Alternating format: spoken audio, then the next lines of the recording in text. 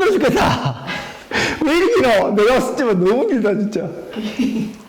너무 재미없는 이야기겠지만 이 아이오란 뭐가 될까요?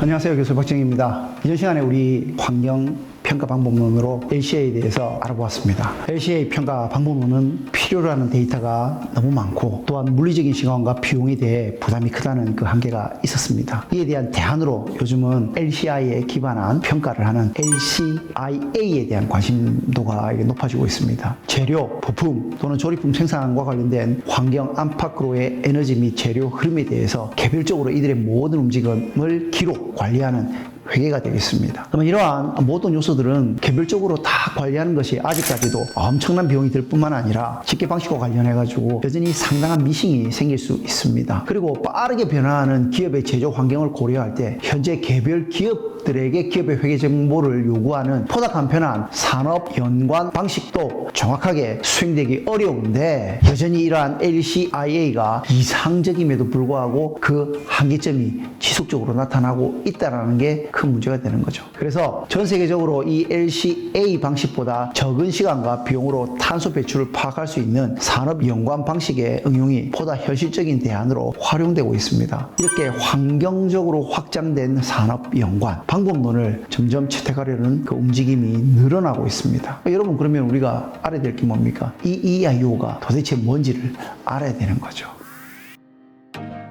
이 IO를 알기 위해서는 우리가 IO에 대해서 알아봐야 됩니다. 그래서 이 IO는 바로 이 인풋, 아웃풋, 이 산업 연관 모형이라고 하죠. 인간 활동이 이루어지는 산업 활동의 영역을 넘어서서 우리의 활동에 필요한 물, 공기, 에너지 등을 제공하고 우리의 산업 활동을 통해 발생시키는 각종 오염물 및 폐기물 등이 환경에 영향을 미치게 되는 이 과정을 산업의 활동 과정으로 포함시켜서 우리 경제 활동의 회계장부에 편입되어 넣는 형태로 시도한 것이라고 보시면 되겠습니다. 흔히 이 IO 분석은 인풋 아웃풋 방법론, 인풋 아웃풋 애널리시스 이래서 이제 산업 연관 분석이라고 하는데요. 산업 연관 분석은 한 국가의 경제 구조를 산업 활동의 관계성으로 표출한 행렬 단위 이런 네트워크가 되겠으며 산업 간의 상호 의존 관계를 수량적으로 분석한 것이라고 보시면 되겠습니다. 여기에 무역 부분이 들어가게 되면 지역 간 경제 활동으로 확장 가능하게 되고요. 기업 단위에서 보면 어떤 기업이 어떤 물품을 산업 활동에서 구매하고 산업 생산에 활용되는 그 관계를 보는 게 바로 기업 단위에서의 산업 활동 혹은 연관 산업이 되겠습니다. 다만 기업 단위로 이를 내려서 살펴볼 경우에 해당 기업의 모든 실적이나 정보들이 공개되지 않습니까? 우리가 인구 총조사에서 우리가 조사한 내용이 개인이나 가구 단위에서 모두 공개되지 않듯이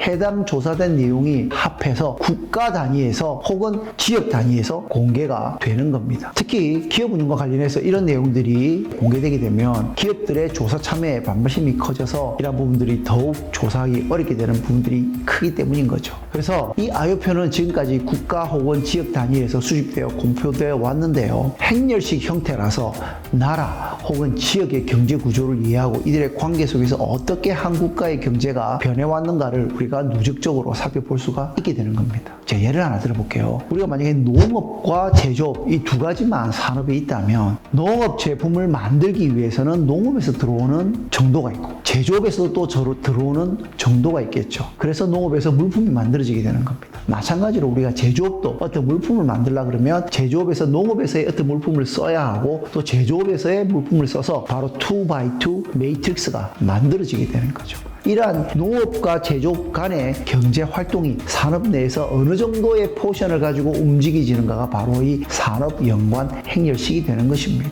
물론 이 이외에 우리가 이익을 남겨야 되잖아요. 그리고 인력도 써야 되고 그다음 세금도 내야 되고 또 어떤 만들어진 물건을 하기 위해서는 내부적인 게 아니라 외부적으로 가져와야 되는 수입품도 있어야 될 거고 또 이런 물건이 만들어지게 되면 정부나 민간 기업이나 소비자들이 써야 되잖아요. 또는 수출도 해야 되고요. 그래서 산업 간 내에서 만들어지는 행렬식 이외에 다른 요소들도 존재합니다. 그랬을 때 우리가 이를 총매입과 총매출이라는 개념으로 확장이 되고 이 총매출액 대비 산업활동에서 얼만큼 만들어지냐를 비율적으로 표현하게 되는 거고, 우리가 닫힌 경제 혹은 수출이 없는 이런 경제에서는 이 총매입과 총매출액은 동일하게 되고, 이에 대한 비율로 우리가 산업연관 계수를 만들게 되는 겁니다.